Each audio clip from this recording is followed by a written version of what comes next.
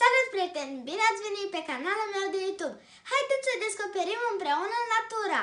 Astăzi vom învăța ceva foarte interesant despre aricei. Într-o dimineață, tati s-a dus să udă grădina și a găsit un mic aricel într-o groapă. Tati l-a salvat și l-a adus și la noi ca și noi să putem să-l vedem. Și eu am vrut să știu mai multe informații despre arici.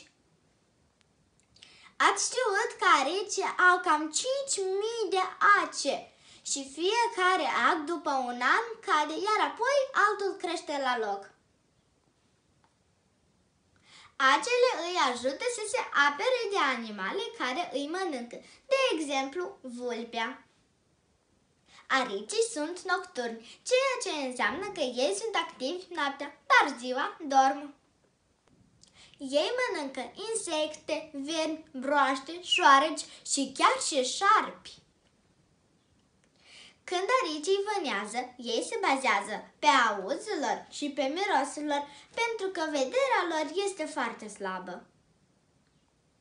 De asemenea, aricii hibernează. Ei dorm iarna în bârlogul lor și ei trăiesc până la 6 ani.